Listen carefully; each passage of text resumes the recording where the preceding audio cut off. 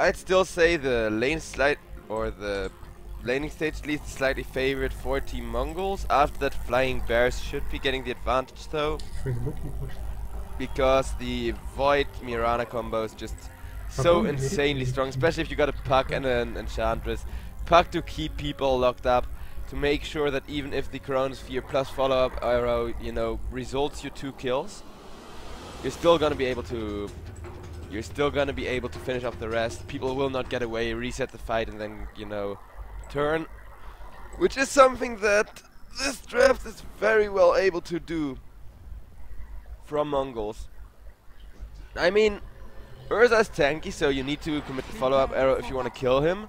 But then you still got the Nature's Prophet ultimate to drive everybody low health, and the Vibe with the Nether Toxin to finish them off. So, a lot of synergy going on there for Team Mongolz.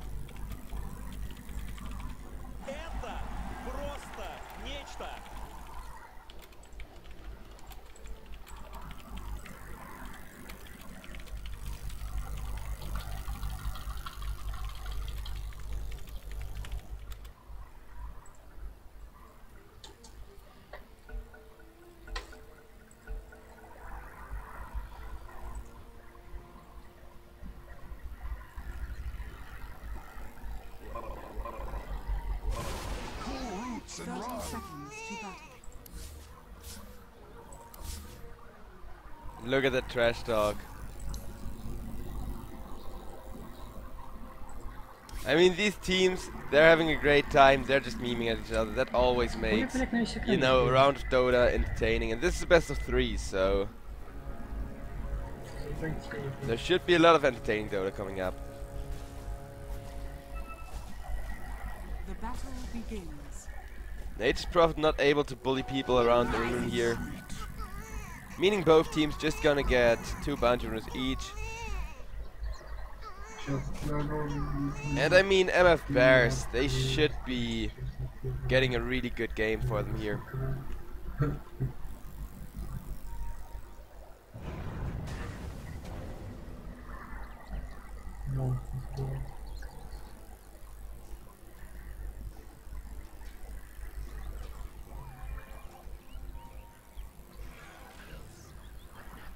Okay, there we are, my overlays are set. Sorry for that one, guys.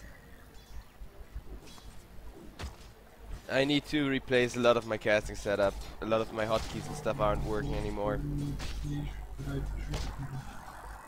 But now you should see everything comfortably.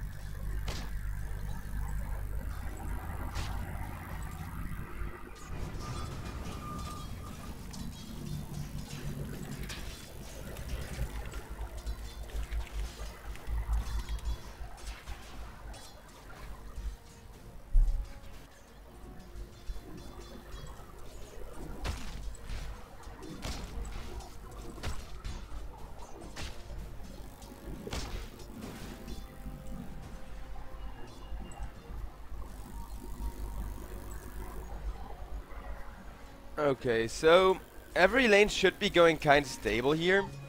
I mean, Puck's not gonna have the greatest time against Viper, but should still be fine compared to most other heroes.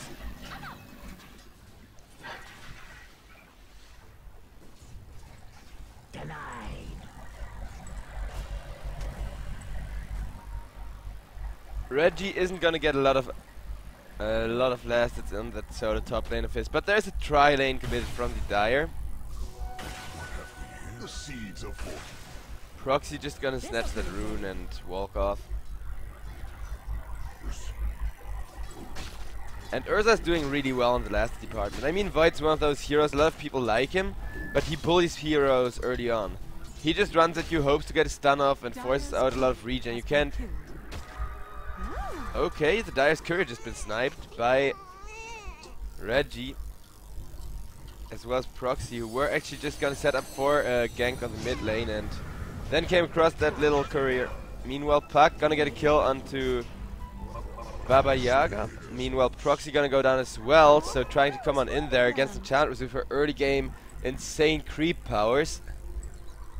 Resulted in 2 free kills for Team Flying Bears here, meaning Mongolz are now struggling a bit. There we are. So Clownster is gonna have a pretty good game going on for him.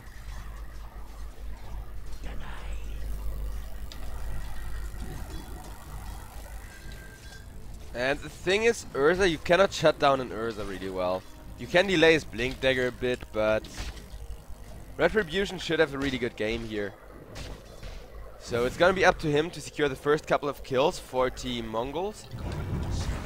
And to give them an opportunity to snowball here. Proxy trying to keep the Enchant there long enough for the Crystal Maiden to follow that up. There comes the stun. Couple of right clicks. Dire's top tower is under attack. Roll now got off cooldown, so they can pursue here if they want to. And he misses, okay. So I think Klaus is just safe there. Diving for an Encha with that untouchable is a risk you don't really want to take. Especially this early on.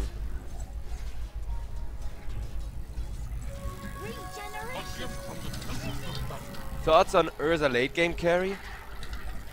Well, Urza late game carry is known to be terrible, but you don't need him as your only late game carry. The way that Mongolz are laning this right now is they don't have a lot of supports committed for the Urza. They don't really care about his last hits that much. They're like, okay, you're up against the Void, should be a good spot for you. Give us a call if you need help. Otherwise, good luck and fun. So the Urza, despite having a lot of weaknesses, not being able to do that much late game compared to Sven and stuff. Because Urza is one of those heroes, he's weak to being kited around, and he's supposed to be the single target damage alternative to Sven. Where, you know, you run at people, you punch people, and you hope you don't get kited around. Well, he doesn't scale that well. He doesn't have quite the awesome power curve that Sven has nowadays. Meanwhile, Zeal gonna go down here. No way he can live. Wait. Okay, he managed to dodge that one, and the poison tick wasn't enough by 8 HP. So Zeal for now gonna live. Now Reggie coming in here with the... No! He didn't even make trees! Well, considering the shrines up, that wouldn't have done it, I believe. Meanwhile, you mud bro is gonna go down here. Wanted to tango up off the GG branches there, and now Reggie went down as well. So that one missed kill on Puck did cost Reggie his life, and that was such good play from Puck there, because I thought he was dead. He lived with freaking 9 HP.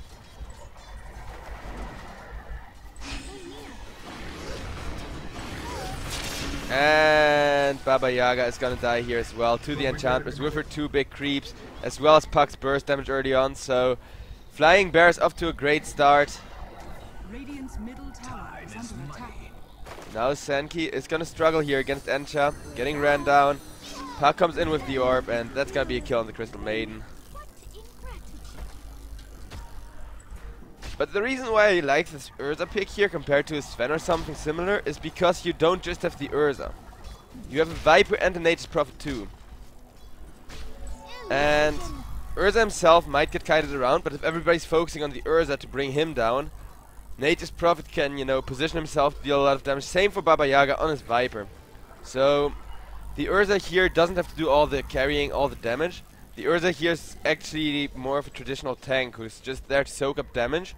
And, you know, the thing with Urza is he's dangerous enough to actually force the enemy to focus him down. When you take a tank like Centaur, everybody's gonna ignore him for most of the team fight, unless, you know, that person goes in a bad position. With Urza, you cannot ignore him, because if he goes in melee range with a hero, that hero is most likely gonna die. If, you know, there aren't any force deaths or something similar. So that makes Urza a really good pick for a 3 carry lineup like this one.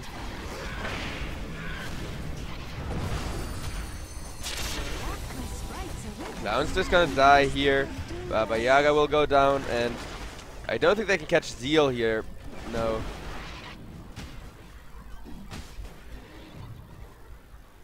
So 1-for-1 trade once again in favor of MF Bears. Those guys are definitely getting a good start here, especially considering the lineup. This Enchantress just pulling her weight with that creep army. This'll come in handy. And we got a bit of a pause.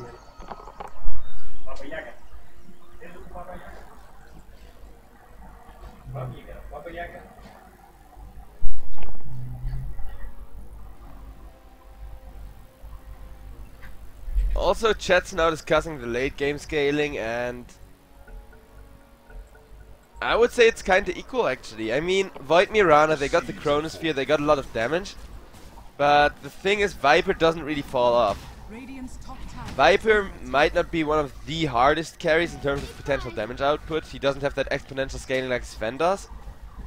But the thing with Viper is, he remains dangerous at any stage of the game. The slow alone, you know, is enough reason for him to be able to carry, to position himself to not get gone on compared to other ranged carries. Since you got a lot of slow, pretty much you get hit, enemy gets slowed. You hit somebody, enemy gets slowed. You press ultimate, enemy gets slowed. So Viper might not be that good at scaling till late in terms of damage output and in terms of burst damage, but neither is the Mirana that much. Both of these heroes, well, actually Viper's favorite, because Viper got generally better right click damage, and the Starstorm isn't gonna do that much anymore at a certain stage of the game, as well as Viper having the slow to make sure he stays alive and fights. So I think that kind of balances it out. I know the Void is insanely good late game, especially in a game like this, but with 3 cores against, you know, 2.5 cores, since the Enchantress will not get all the items she needs to actually be a carry, I would say it's ever so slightly favored for Mongolz in the late game. That is of course only if Mongolz manage to keep the vision they need to prevent the Chronosphere from coming out. If a 2 or 3 man Chronospheres landed late game, then it could be ending the game here in favor of MF Bears.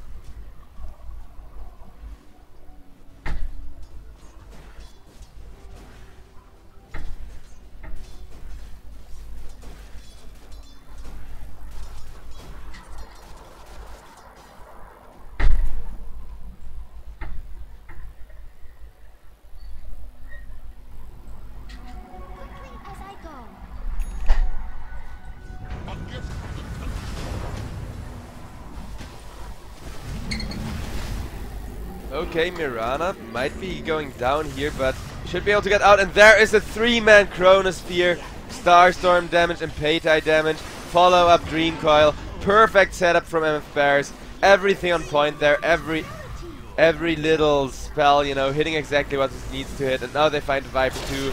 They rotate 5 heroes in, but they get 4 kills out of that, and they're not even gonna lose the Mirana here with that Satyr aura, as well as the Magic Wand heal.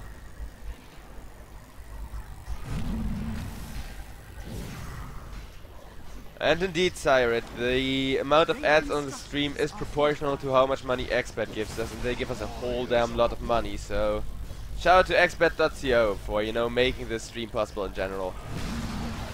Radiant's top tower has been denied. Really good deny there from the Nature's Prophet, but after that team fight you need more than one deny.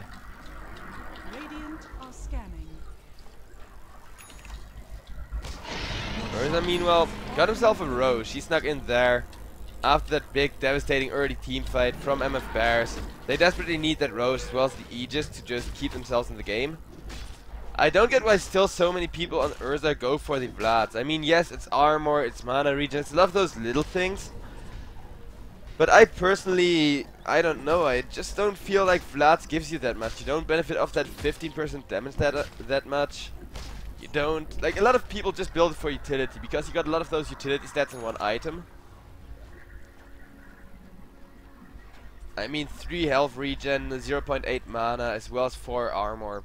It's not bad, it's like a decent amount of value, like gold to value ratio, but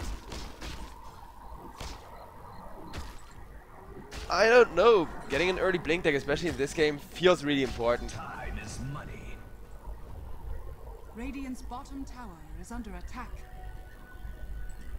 Radiant structures are fortified.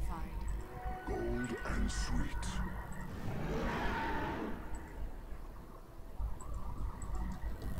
And chat, like I said, it's proportional. Like, there is a lot of streams with Moobot adding spamming ads. Bottom tower. Well, here the ads are kind of big because the money we're getting from XBet and their involvement in this tournament is kind of big, so that's kind of only fair. We don't really have 5 different sponsors, we have 2 of them.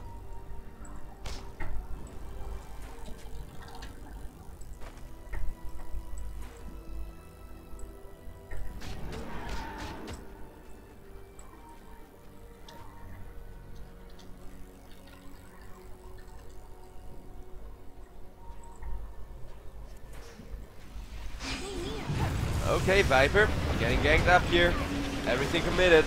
And MF Bears, they have this insane teamwork going on right now where they make sure every spell hits its target. But look at that, Urza killing off the Enchantress. At least one good return kill there. However, now Proxy and Reggie both gonna go down here. Double kill for Puck. Finish them both up with a single illusory orb.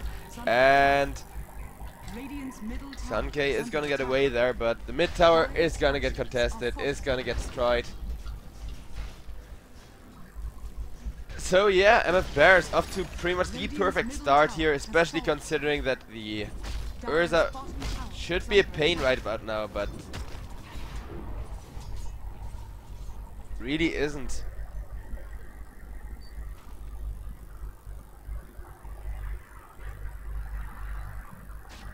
And look at that. Bears are sticking together, Bears are they're making sure all of their cooldowns kind of come available at the same time, and that they're ready to fight once that time has come. Until then, they just stay defensive. I think they'll just keep doing that, you know? You got cooldowns, go in there.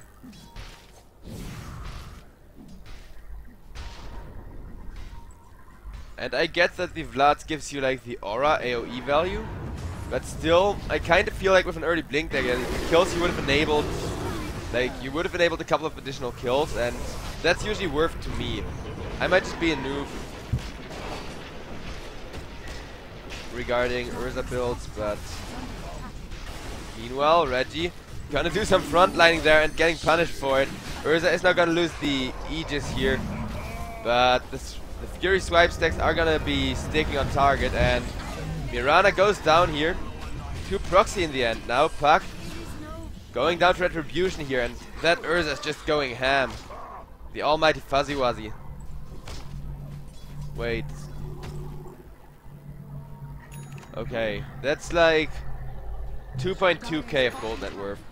A lot of it went to the Urza as well, so MF Bears, they cannot really fight without the big cooldowns, even if it's just, you know, an attempt of them to get a single gank. Mongolz are counter-rotating. They are now really on point with their plays. Meanwhile, Furion just got pushed out the top lane.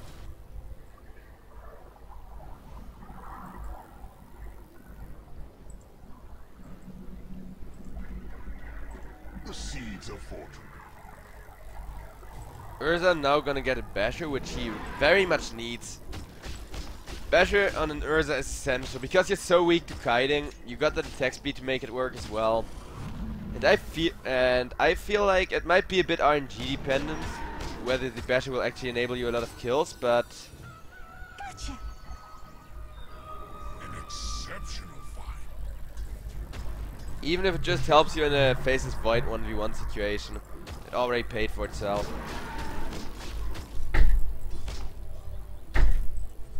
Now, I wonder what the Nate's Prophet is building. Okay, he's gonna go with the Orchid build here, which is gonna be great against the Puck, decent against the Mirana, but With me. Dire are scanning.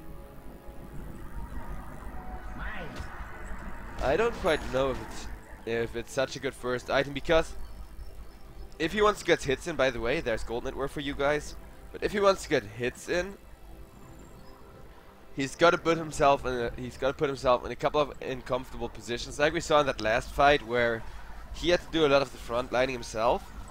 And I mean, people are just gonna ignore Urza and most likely pull the fight towards the Furion to have a better target than the Urza during his ultimate focus on. Try to kill the Furion and then go on the Urza. That's the optimal way to position themselves, and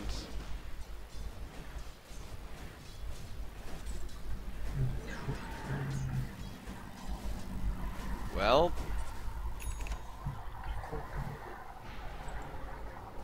Reggie with the Orchid not really getting tankiness or more attack range or positioning advantage or any of those things he needs.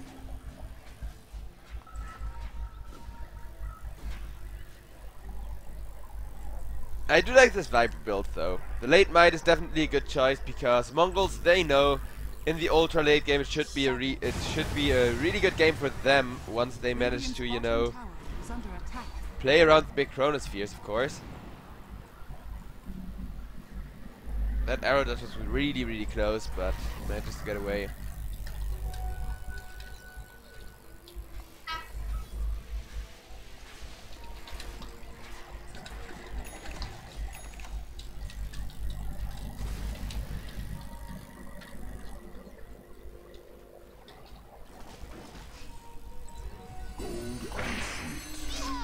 Okay, now Puck gonna go on Baby Yaga, sidestepping the arrow there, getting glimpsed back, and will he manfight here? Yeah, he will. He doesn't really have a choice. He wants to get away there, but can't.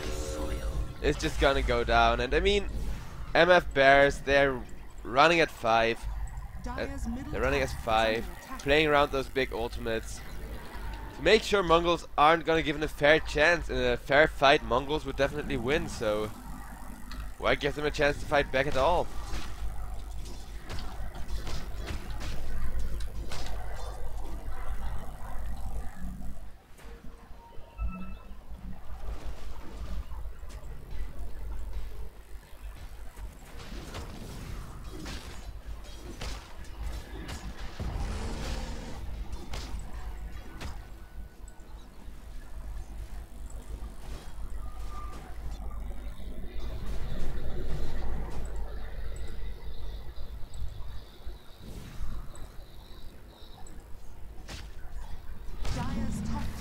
Under attack.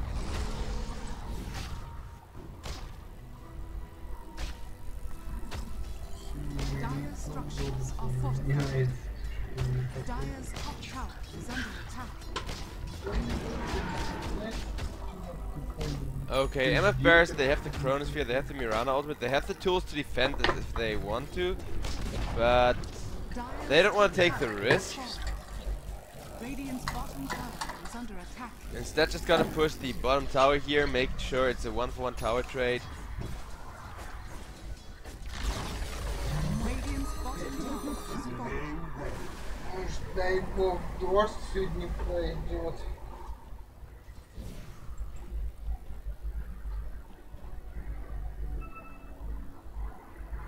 The prize is mine.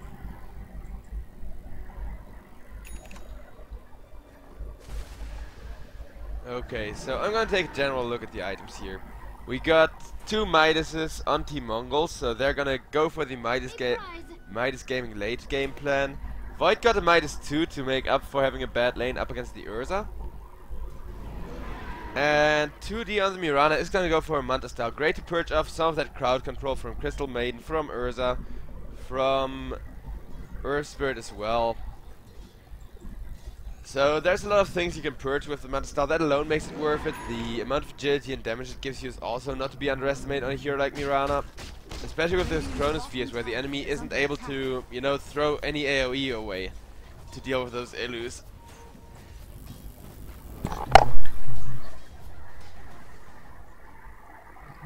Немножко есть. Я, кстати, думал, вообще даже может меньше народу будет. Думал, блядь. Okay, so we got a pause going on here. После простой.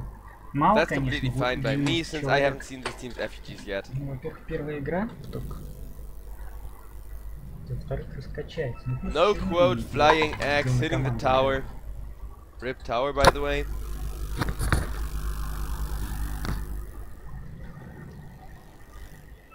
No quote, Juggernaut. Good pose, but I don't know. I want quotes on my on the effigies I watched during games. Okay, so I guess that was all for the Radiant side. Radiant's bottom tower is under attack. And all of a sudden this matchup got really close here. I mean, Mongols, they're kind of at a disadvantage because they built 2 Midases, so the fighting power proportional to net worth is slightly worse than it might look like. Heal us.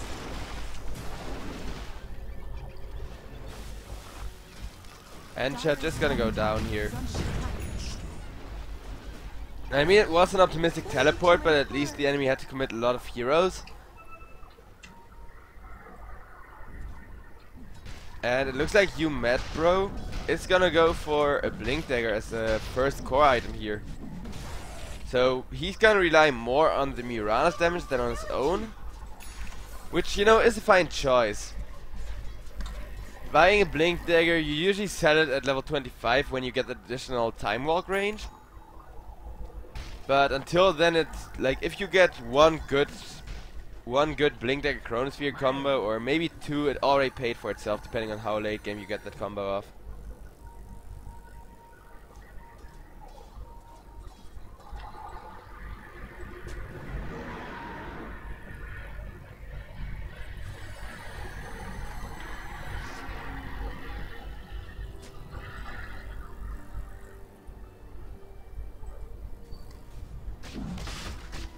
Okay, so Mongolz, they're gonna contest the Roche here. It looks like MF Bears aren't really bothering to respond as of yet.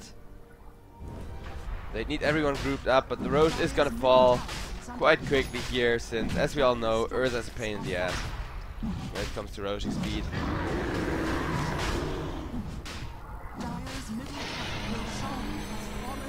So that Roche went completely uncontested. Now MF Bears, they still want to fight here, despite the Roche already going down, and they get a Crystal Maiden kill.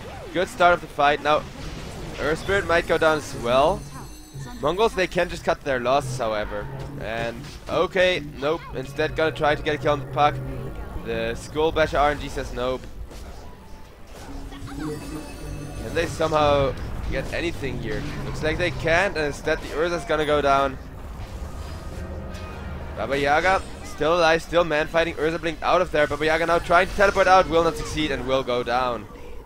So Mongolz, they went a bit greedy there. Instead of cutting their losses, you know, just saying 2 supports for a Roche, that should be about average.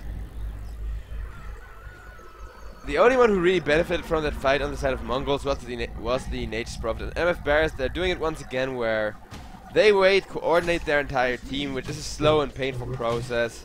You know, cannot be everywhere making a lot of red dota possible from the Nature's Prophet, but in the end it wins them fights, it gets them kills on those big dangerous carries to delay them in their item progression as much as possible. So it seems to be working out, this really disciplined play from Bears here. And Mirana now gonna go for the Mjolnir, or Maelstrom first, then maybe a different item than the Mjolnir, but this is gonna be the Mirana build. This'll come in handy. Encha getting a Rod of Atos here instead of a Dragonlance, so wants to play offensive, wants to enable kills rather than deal damage. They're really gonna rely on... Okay, Void went for a Shadow Blade instead of a Blink. Gives him a bit more DPS.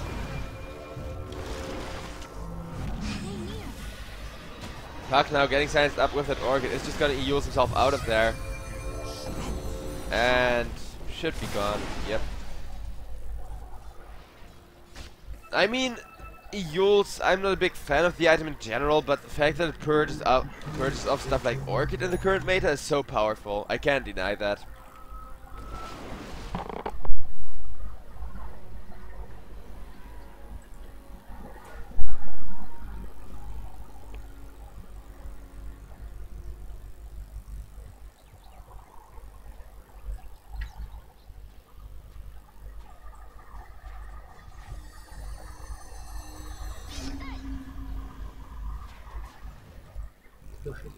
Okay, so MF Bears, they're currently playing this game in a really good spot. I mean, the net worth graph is kind of favored for Mongolz, but that's mostly because of, first of all, Midas Gaming, and second of all, you know, those Roches being done. But every single fight this game has been going in favor of MF Bears. Mongolz only found a couple of pickoffs. Have to rely on the Midas gold generation here, but if the game goes late enough, then that's gonna be completely fine as long as they manage to defend somehow. Reggie on the Nature's Prophet now gonna go for a Scythe of Ice. See, that's an item I like way better than the Orchid, because it gives you the same control, but a bit more all-around viable attributes. You got some Spell Amp for your ultimate. You get some int for that right click, but you also become a bit tankier, which you desperately need in a game where, you know, half of MF's team is just gonna jump around. Mirana with the leap, Void with the time walk. Everybody can just be highly mobile in team fights and make sure to get in the position they need to kill you off as the Nature's Prophet glass cannon. Radiant's bottom tower is under attack.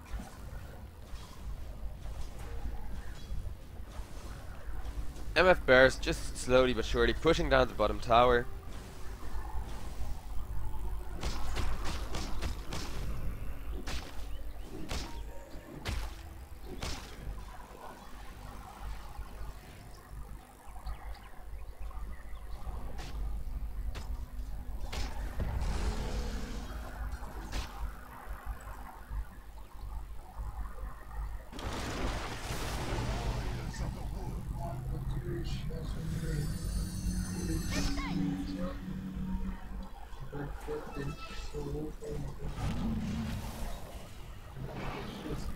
Okay, Sankey might get away there. They think the Crystal Maiden is out of there, yes! A successful juke here. Not really a reliable way of getting out as of yet. Okay, now a TP would be possible. A gift from the tempest of battle. Sankey managed to juke, stay in safety, of course has no idea where these wards are placed.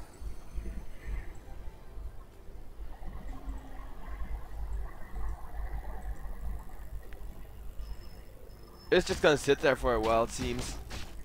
You know, sitting back. Just relaxing in the middle of a competitive Dota game. A prize.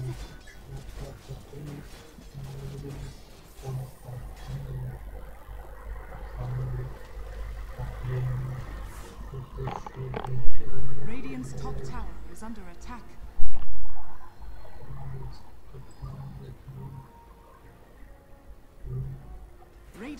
But yeah, Mongolz, I think their approach to this game is really commendable. I mean, MF Bears, they have that superior team composition, they have that superior, you know, teamwork where you get a Chronosphere, followed by a Disruptor ultimate, followed by a Dream Coil, and you always manage to chain those abilities perfectly. But the thing is, Mongolz, they know exactly what they're playing around against, they know exactly they get slight edge in the ultra late game and in the late game. Especially with the Nature's Prophet going for the control heavy build, to make sure you just disable your opponents from getting the combo off, from executing it the way they want to, instead of, you know, building glass cannon and being like, okay guys, when it's 70 minutes I'm gonna be useful somewhat, I hope. Definitely the right call here, definitely, you know, rising to the occasion. As for the Urza, I mean, Urza is gonna fall off pretty hard, yes, but his damage never really falls off. It's just that he gets kited around himself, the BKB charges are gonna get depleted, but Viper, about as hard of a carry as the Mirana if it wasn't for the Chronosphere follow-up arrow combo, so I think it's fine. I really do. I mean, Earth Spirit also got a lot of disable, so Mongolz, with the Nature's Prophet going for the disable build, they just have enough of everything. They have plenty of disables, silence and a stun. Plenty of damage from the Nature's Prophet as well with the Orchid into additional damage, so MF Bears, they're gonna have a lot of trouble despite their obviously ingenious combo. Radiant's middle tower is under attack.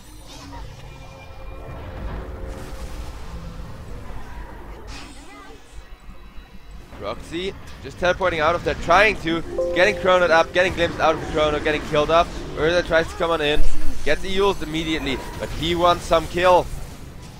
Bash from the Void there. Gonna burn through a lot of that BKB duration, and now Retribution has to get out of there. MF Bears getting the perfect hero to initiate on the Earth Spirit, following it up with Crystal Maiden, and now able to push down the middle tier 2 tower. Clownster, aka Momo Jojo, I think is his name. It is the real player though. Just on a different account.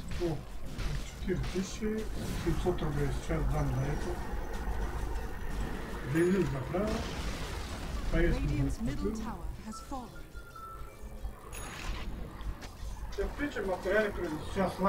And honestly, the reason I think Russian stream has less ads than this stream is just because that guy, like, he's a great caster, but he's not good at production stuff, so... Unless somebody pranked me by giving me the wrong rules in terms of how many ads to set up and shit, it should be the way it's supposed to be here.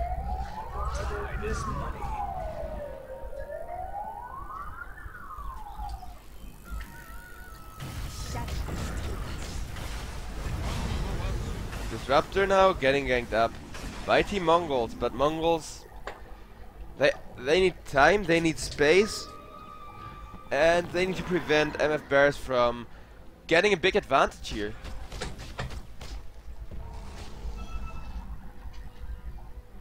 Red G Blink Dagger.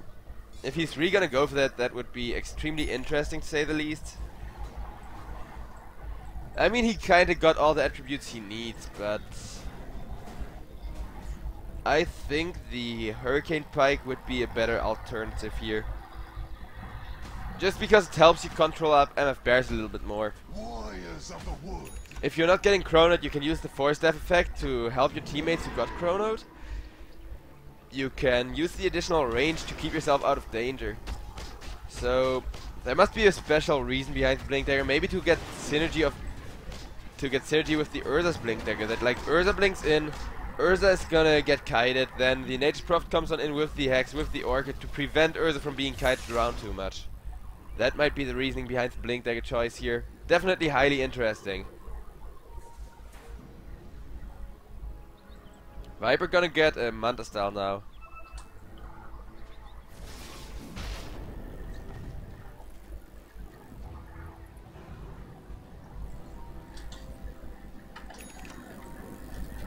Mirana meanwhile going for a Lincoln Sphere, so a lot of all stats. A lot of, you know, really big late game value items. The Void meanwhile got the Aghanim, so he's gonna play a bit utility oriented. Even going for a Heaven's Halberd.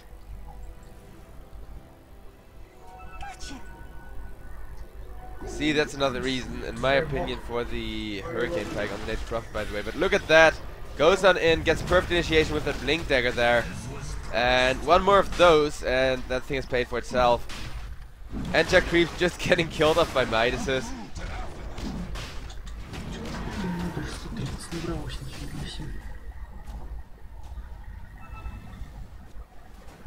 Mid creep wave getting intercepted, so Mirana cannot rat too much. With fortification, that's gonna mean no creeps on the mid lane, but there are still some on the bottom lane. Just to make it not all that easy for Team MF Bears here. Now, Roche going towards the Urza for the third time in a row.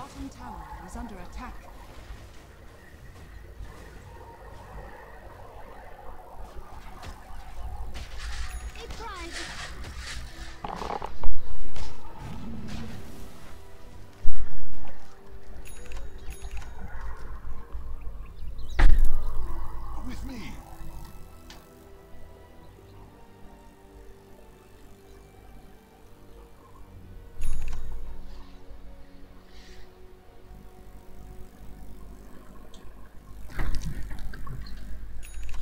Стример слышно молчит, большим голосом.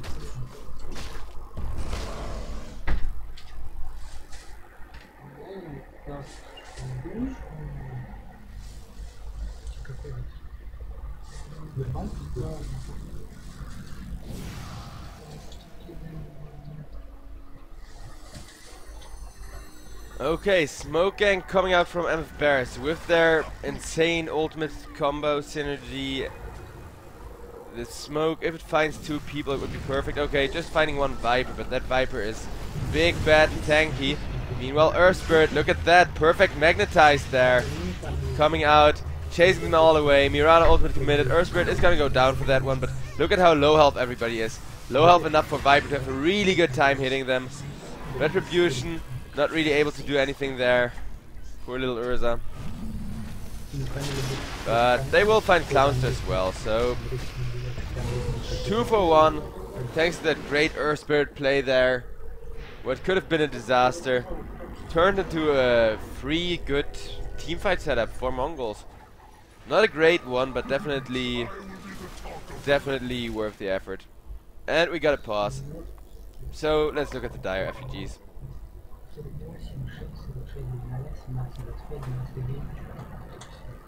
I'm on my period.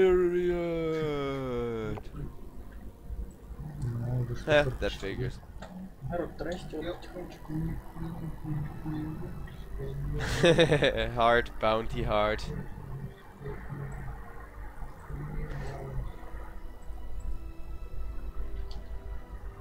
I don't know, I think every player should have a freaking meme effigy. It's just an essential of making Dota pauses somewhat entertaining. Anti-mage. Oh, really? I thought that was a Tide Hunter. Or, no, I know what this is. This guy, it's an IO. Nah, I don't know. I like the pose, I just don't like the inscription. Shauk O'Neills. Oh, Shaq O'Neills. I see. I know who he's referring to. The dunks.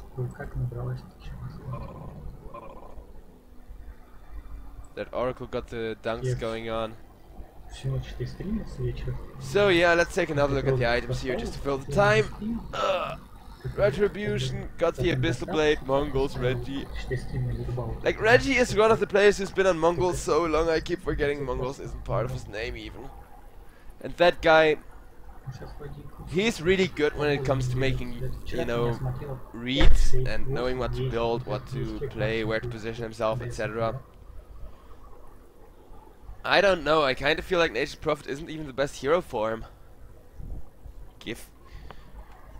Give him something like a Legion and he's gonna get an insane amount of dual damage, I can imagine. Then again, I don't know the player really well, so I don't know if he's able to play Legion if he likes the hero a whole lot. But he reconnected. Meanwhile, Clown still got a decent deal of damage going on now. Mirana as well, but it's 2 damage dealers you need to take care of for Mongolz. And if one of those, you know, gets unlucky bashes by the Urza, it could be a really big risk to try and win the game and get a favorable position off.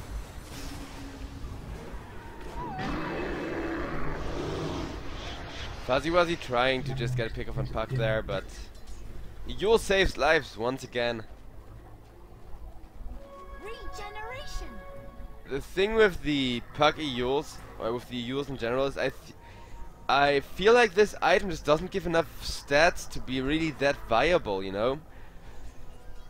I mean, it's an item like Force Staff or like Dragonlance, and Force Staff and Dragonlance got that combo, so I feel like Yules needs one too. I don't care with what you combine it. Wait, let's actually look. Maybe Yules plus either lens would be good. I can imagine that one working out really well.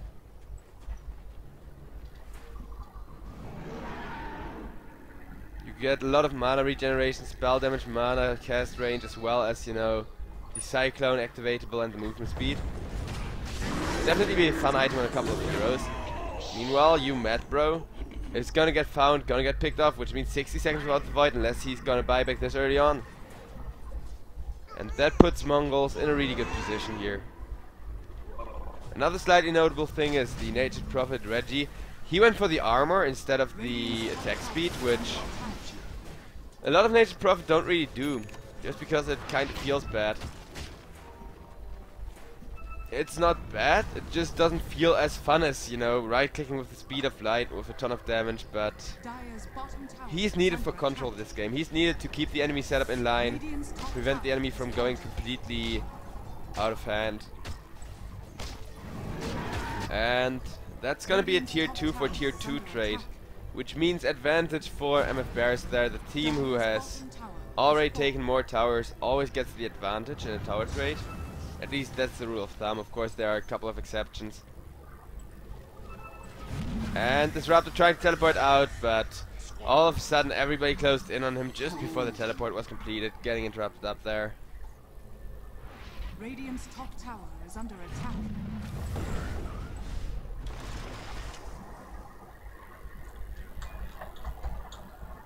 Gold and sweet. But this game's just kind of quiet. I don't really get those big hype moments yet. I hope we're gonna see one. We saw that early game fight. I was so hyped for this game. I was like, oh boy, 5-man Chronospheres, brilliant follow-ups. Mongolz having an H-Prof do the front lining, but now the teams are playing really disciplined, really well controlled here. Aegis just got reclaimed.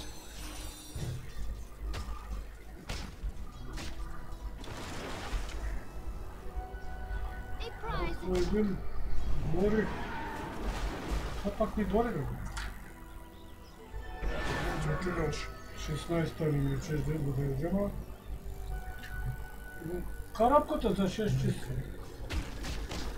So yeah, for the time being, neither team really making that amazing initiation, that amazing play. Что-то написал, он спросил, где посмотреть, вроде ему написал адрес. And MF Bears, they gotta be kinda scared.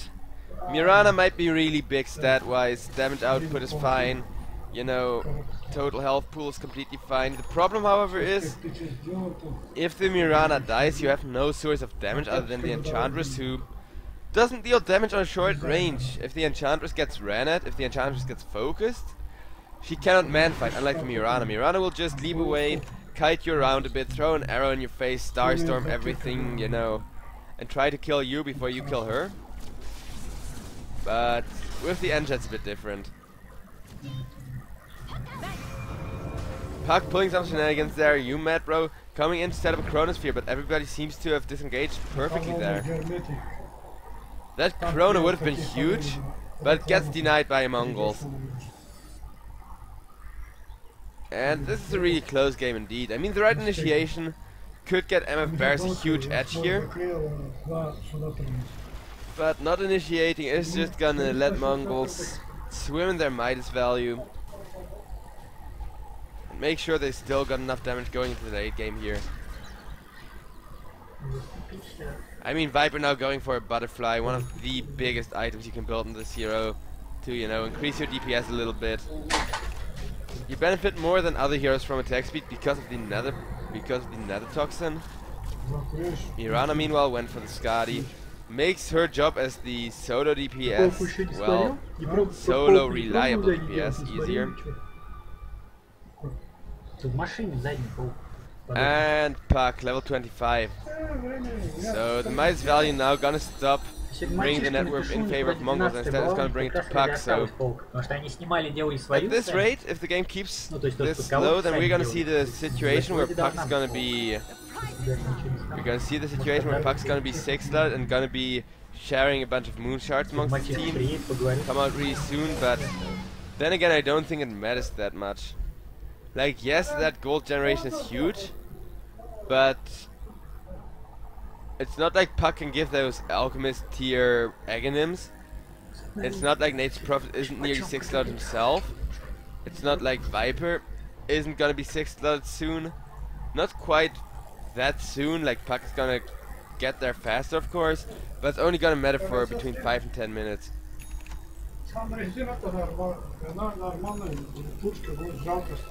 And I know that a Yule Scepter is for freaking survivability on Puck. I just said it is a life-saving item before I said that I don't like the item that much. The reason why I don't like it that much is because here, now Puck's in a situation where he gets a crap ton of money going on for himself. And the Yule Scepter, it's great, you know, it gives Puck a lot of bang for its buck, but you kinda wanna sell it and you kinda need it to stay alive. You mad bro, gonna go down meanwhile. It's not like I'm saying it's a bad item. The thing is just, it doesn't scale that well. It's the same with 4-step where you had that, you know, where you had that situation where you want to sell it but you kinda need it. So at 70 minutes people still kept the 4-step on Pudge, an example, back when Pudge was still popular in their inventory. Meanwhile we get a tier 3, 4 tier 3 trade here, or actually not, as Clownster didn't really bring that big of a creep army. Is that now Clownster? Okay, getting away from the Crystal Maiden ultimate there, but that's gonna be a tier 3 for free. So yeah, my problem with the Yules is that it just doesn't scale that well. same as the old 4-staff, and the 4-staff got fixed. That's the point I've tried to make. Not that it's a bad item on Puck, just that I don't like this item at this stage of the game anymore. But you can't really replace it either, because you need that survivability. That's the whole paradox I'm getting at, which is why I think it needs an upgrade. To make it more viable late game, that's all. 4-staff got an upgrade, so, you know, why shouldn't the Yules? It's another low stat, high utility item. You got a good counter argument, then hit me with it. But I never said it was a bad item. I just said it didn't scale well.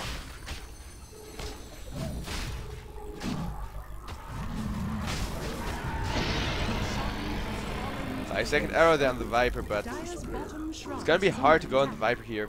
Even if they commit a Chronosphere, we saw the last Chronosphere get denied by the Earth Spirit. So what I think MF Bears need is, well, of course, the really good initiation is gonna do it. But the question is how to get the really good initiation, and I think that would be waiting for Mongolz to push, which I'm not sure if they're even going to within the next 10 minutes.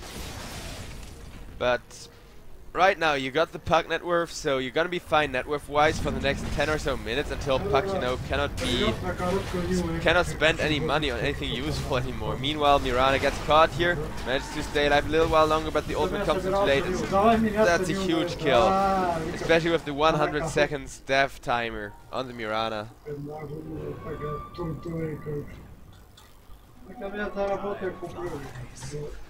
Хотел на это поменять? На короткое. Тебе понравилась длина? Просто. Это он вдруг там, один дизайнер, они парикмахерскую вдвоем делают. Другой, наверное, Okay, Puck now. Oh, there's the Chronosphere. There's the really good Chronosphere, and the Urza's gonna die. The Viper, Baba Yaga forced to commit the cheese here. The Mirana bought back, but they already killed one with the Aegis, so Aegis advantage is ignored here. Can Mirana stay alive though to set up a kill for more? Yes, she can, and that's gonna be that Crystal Maiden. Everybody else trying to get out of there. The arrows coming in, hitting on the Earth Spirit. Viper meanwhile taking a crap ton of damage. Earth Spirit just gonna get nuked down here. Or actually the Yule's keeping him alive for a while longer. Yeah, he's just gonna blink out of there. But instead they got a Viper and a Crystal Maiden, and now it looks like Reggie is gonna go down as well. Mongolz, they just tried to force a buyback out. That buyback came out, but they weren't there in time to do something.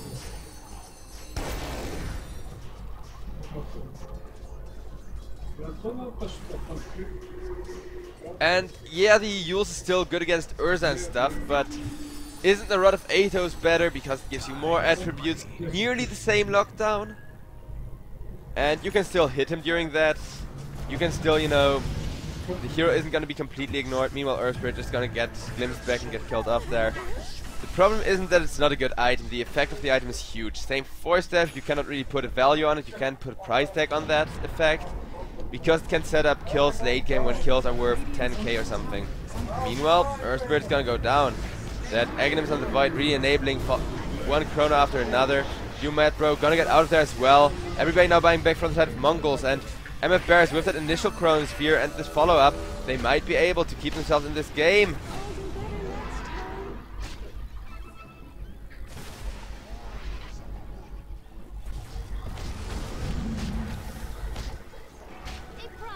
I mean, the thing is, with the Yules, it's a great item like 4-staff, like Blink Dagger, but you cannot put a price tag on it, and you...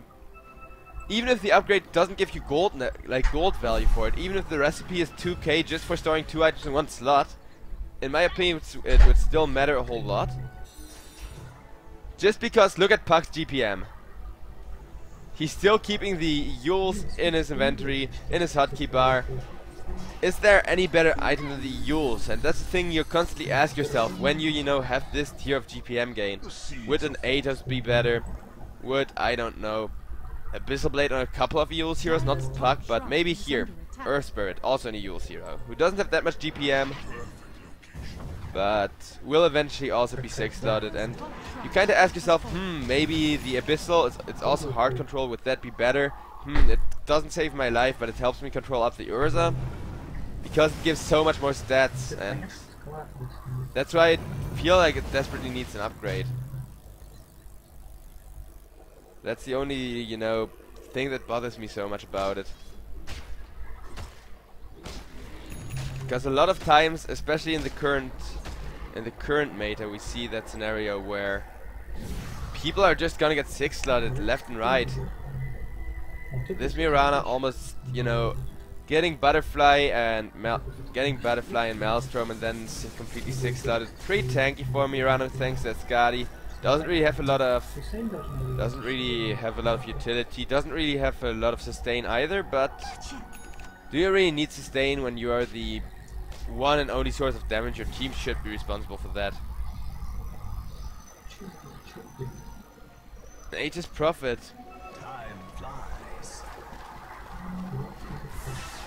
He's got the Bloodthorn now. He's just gonna push out every lane here to make sure MF Bears cannot get the initiation they want to. And Chronosphere on the Urza there, but Viper is doing his best to save him. A lot of nuke damage coming out from the puck. Urza being brought back in. Taking a lot of damage there. It's gonna proc his BKB as well as the ultimate, and it's just gonna walk out. That's a wasted Chronosphere, so now maybe Mongolz want to turn here. Looks like they kinda want to. Puck now caught out, but they kinda missed time. They follow up for the Yules.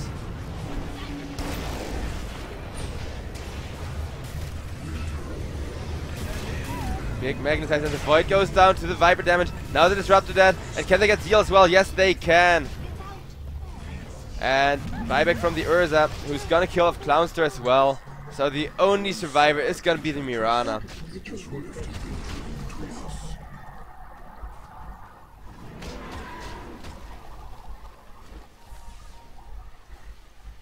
And Puck just going for the max magical nuke damage. Honestly, I know it's a meme. I know it's like a really big meme, but so was Chaos Knight support, and we've seen that played to great success. So I'm just gonna say it here. This is a game where I wouldn't mind personally the right-click Puck.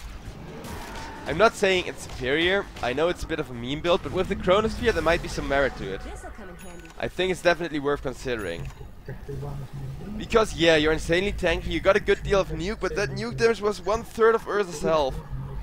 You can deal 1/3 of Urza's health with the refresher orb. You're gonna be able to burst this guy down to like 1/3 remaining health, but you don't really get more damage than that. You get like a double Ethereal Dagon combo. That's about it. And you know, the Chronosphere would enable you technically to just right click in. But then again, I'm not quite sure if that would be worth it. Because you would have to sell all of your items gradually, or at least put them in stash. Okay, we got a game crash. And I mean Puck. First of all, of course, the Moonshard. Gotta be a priority there.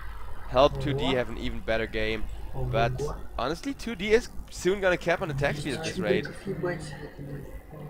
Wait, let's do some math here. So, Moonshard is gonna give 60 more attack speed. The maximum for Mirana is about 450 to 500. So, that's gotta be 50 more attack speed, plus yeah, it's gonna be max attack speed. Unless Mirana has a different attack speed cap than what I think it is. Mirana should be capped here before she even completes the Mjolnir. Just the Maelstrom alone, setting her at capped attack speed. So she might want to sell it, but then again could just get rid of the boots. I wonder what it's gonna be.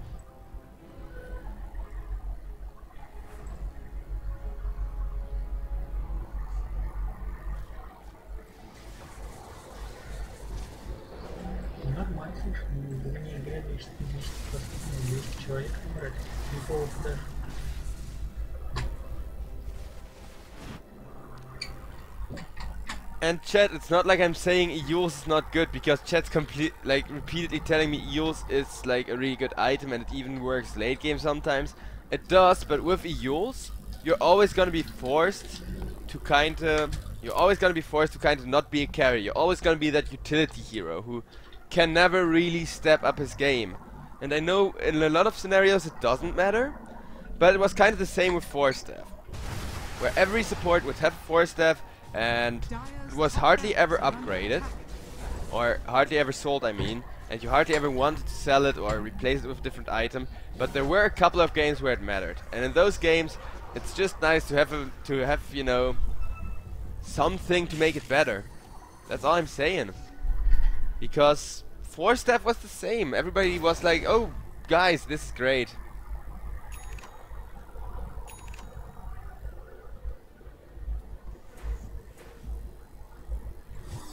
Dire's bottom shrine is under attack. On the contrary, chat, I'm talking about right-click puck because I'm casting ProDotA.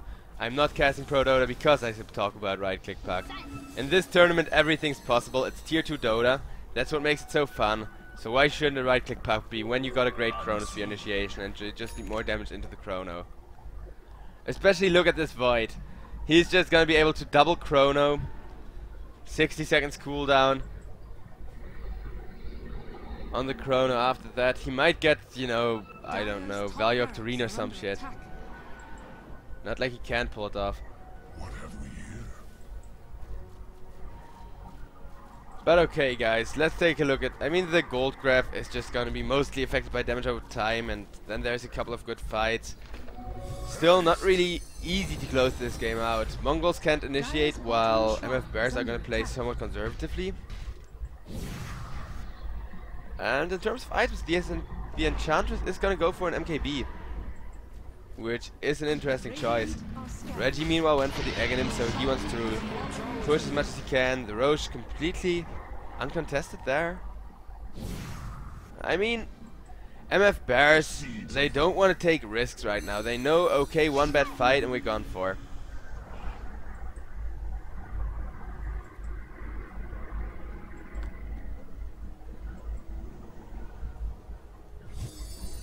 Also, maximum attack speed depends on animation.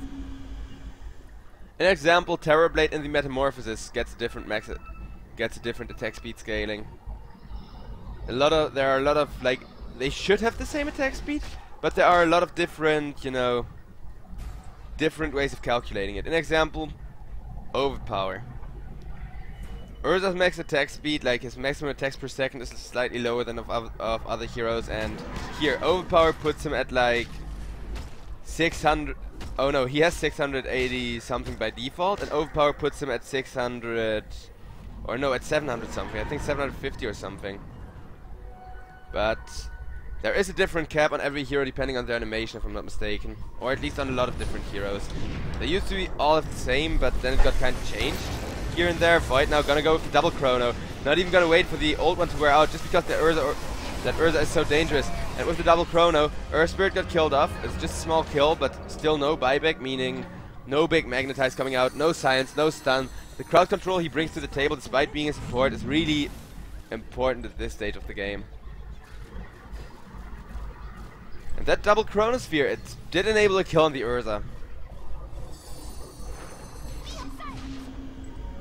Wait, who got the Moonshard? Void? Was there even a Moonshard bot? Oh, for the Enchantress. Interesting choice there, since Enchantress not really doing all that much in fights right now, because still kind of squishy. You know, might as well leave Mirana and Void to pull the weight. But like I said, Mirana doesn't really need attack speed right now. Gonna go for the MKB, okay, instead of the Butterfly. Makes a lot more sense, gonna keep Mirana from capping out on attack speed with the Mjol build. Plenty of tankiness to go around, and this is just gonna be one long game. Urza already has pretty much everything he needs. Maybe could replace the Desolator, but I'm not sure. It's still a huge value item. Depending on how many hits do you think you're gonna get in.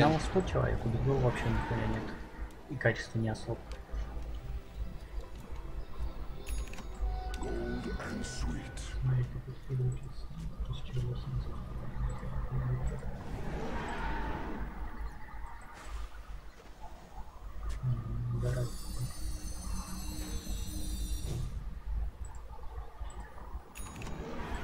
Yes, chat, this is the first game, still.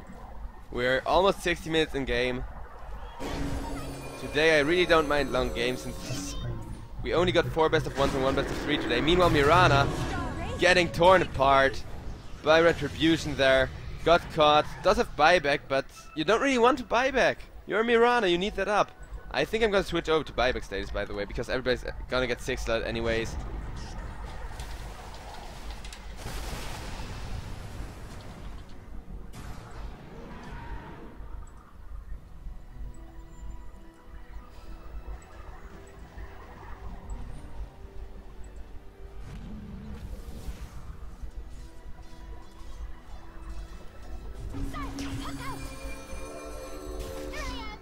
Dire's bottom tower is under attack.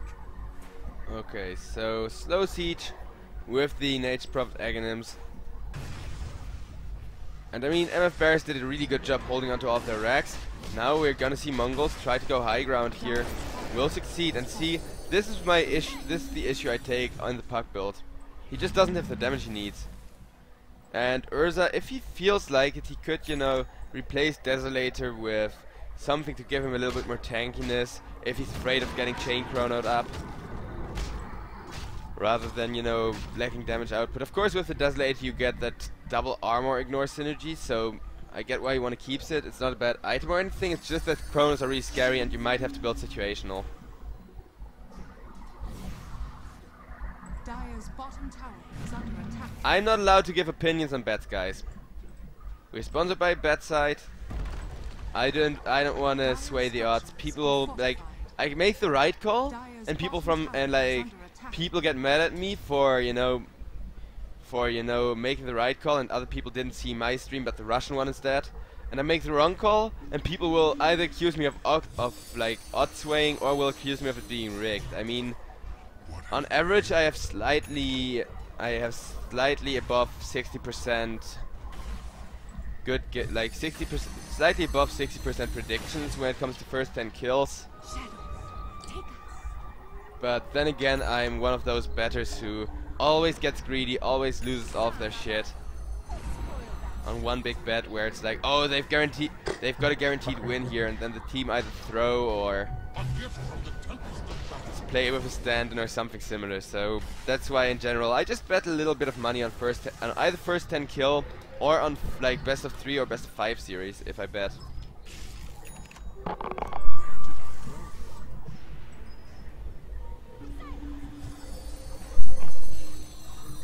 But yeah, Russian caster should be streaming with the same rules as I have. Same delays, same ads, same everything, so would be mean to him if I were to break those rules and put his stream at a disadvantage, you know.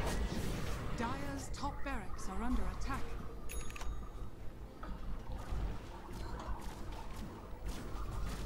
Now the Medivacs are being pushed here, but they should be regening up. MF Bears, as long as they don't lose like two lanes of racks, they should be fine. Of course, you don't want to give away the top racks. Would still be a bit of an advantage for Mongolz, that gold swing around. But I guess that kind of mitigates itself. Puck at this point just buying the wards, because all he can buy are moon shards and wards. Dire are scanning.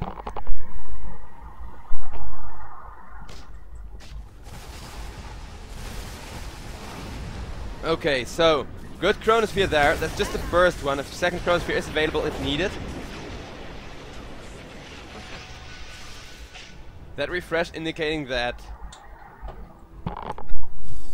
Sorry if I have to like sneeze every now and then. I'm doing my best to mute my mic so you guys don't get ear cancer.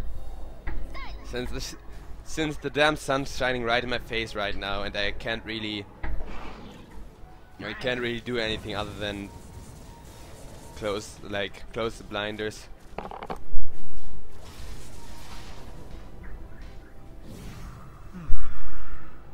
I need sunglasses for casting, I guess. At least if this weather keeps up. Either way.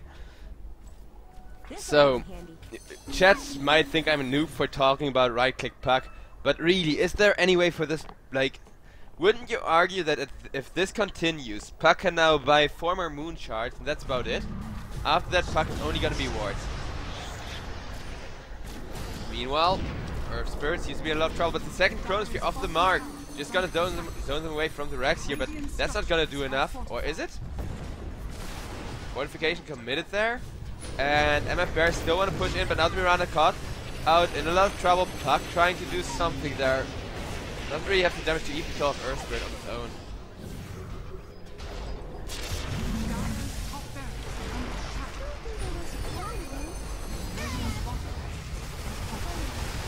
Sankey is gonna go down.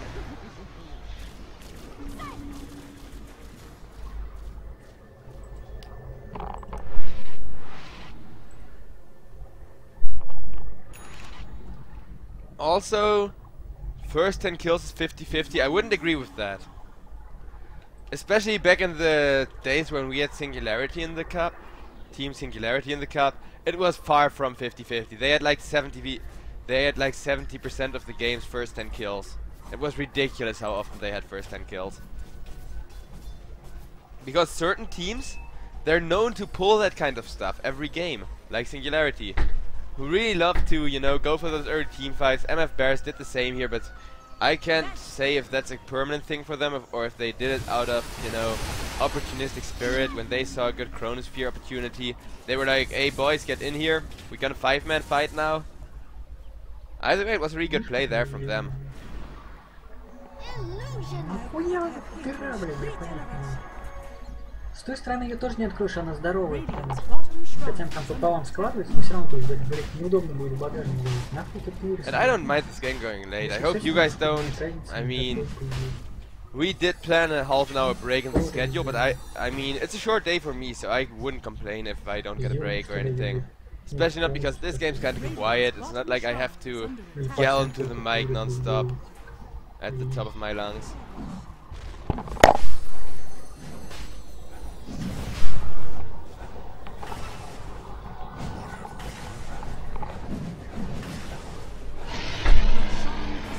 Mirana now getting an Aegis, Radiant's bottom shrine is under attack.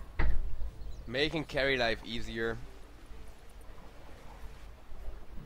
And now Mirana, that with those build changes, even with a moonshot, would be far from capped attack speed actually. Radiant's bottom shrine is under attack.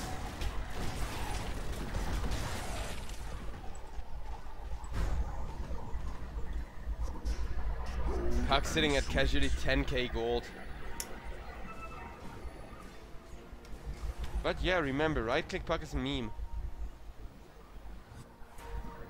Not like Chaos Knight Support was a meme, or... Let's see, what other crazy shit have we seen this season in particular? Хуя. Radiant's bottom shrine has fallen. A prize. Oh yes, what about the Templar Assassin offlane? People blamed me for that one too, well called it.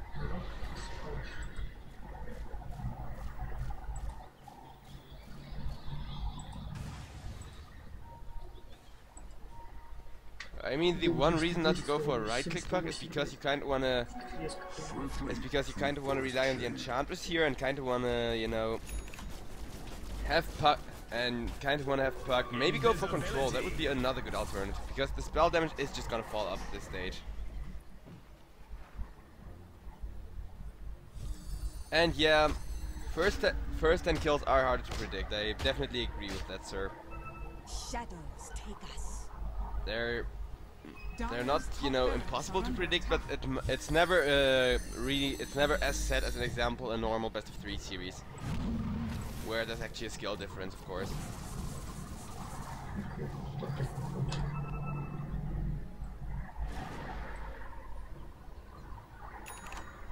And Bear's really looking to find the initiation they need.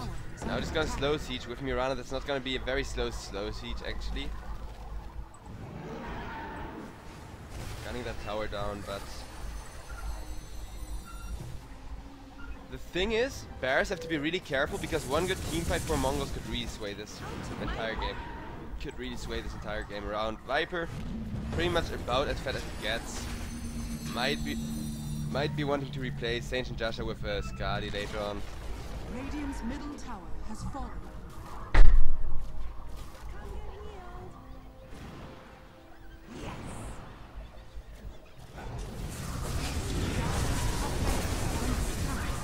Viper went down with the Chronosphere, has to buy back here. Okay, actually Earthspirit is gonna be the first one buying back. Green Cow coming in just to zone them away from these Rags. Fortification committed here, Puck. Has to teleport out though, as Nature Prophet already read one lane of Rags, so could have been worse.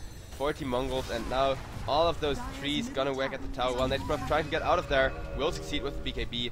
Had to commit the BKB, but that's worse. He was big Chronosphere onto the Urza. Viper, however, who would die back if he goes down, is still alive, so might have been the wrong target there for MF Bears, and now Mirana is gonna go down as well here. No chance to 1v5 this up, and MF Bears, despite having 10k gold net worth advantage, all of those 10k are just sitting in Puck's bank.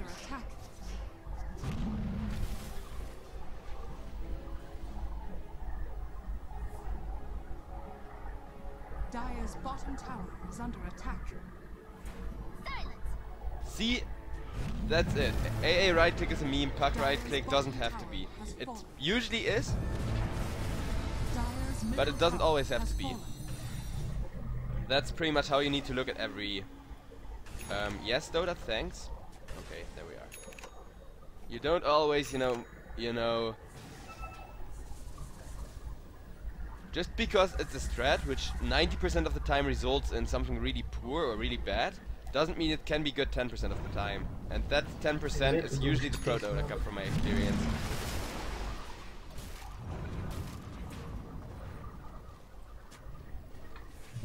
Dire's bottom Now double buyback coming out, which means Mongolz are forced to retreat here. In comes the Chronosphere onto 2. Viper still up with BKB. Good stun from the Earth Spirit, but it's not gonna be enough as the Enchantress now gonna deal a lot of damage. And I mean, the buyback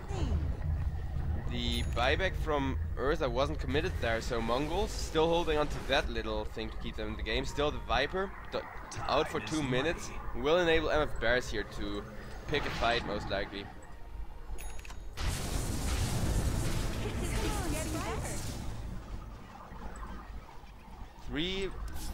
Three versus 5, even though one of the 3 has an additional life.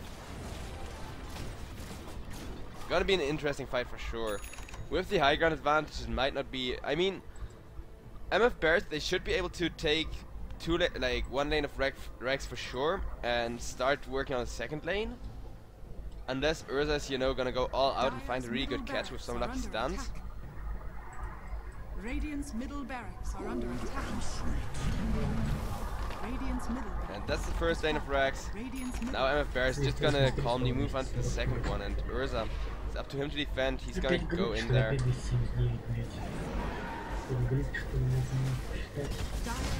And starts up by picking up the Enchantress. Now the Chronosphere is committed onto the Urza, but he is still in his ultimate. Nature Prophet meanwhile doing his best to control the Mirana. Crystal Maiden comes in with the BKB, delivering that big Crystal Maiden ultimate. And that's a Void down, that's the Mirana down, that's a triple kill for the Crystal Maiden! The only one alive is the Disruptor, who might be able to get out of there. But Proxy just says at the Prosta. And what was the last one? But he's in a really good position all of a sudden.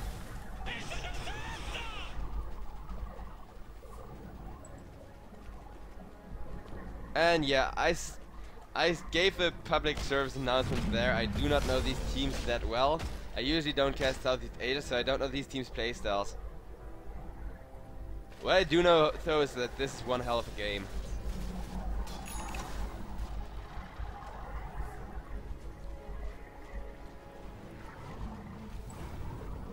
Dire's middle barracks are under attack.